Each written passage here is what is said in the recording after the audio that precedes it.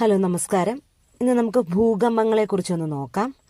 ഭൂകമ്പം എന്ന വാക്ക് ഉദ്ഭവിച്ച ഭാഷ ഏതാണെന്നാണ് ഒന്നാമത്തെ ചോദ്യം. അപ്പോൾ ഭൂകമ്പം എന്ന വാക്ക് ഉദ്ഭവിച്ച ഭാഷ ഏത് ഭാഷയാണ്? ഉത്തരം ഗ്രീക്ക് ഭാഷയാണ്. ഗ്രീക്ക് ഭാഷയായ സീസ്മോസ് എന്ന പദത്തിൽ നിന്നാണ് ഭൂകമ്പം എന്ന വാക്ക് ഉദ്ഭവിച്ചത്.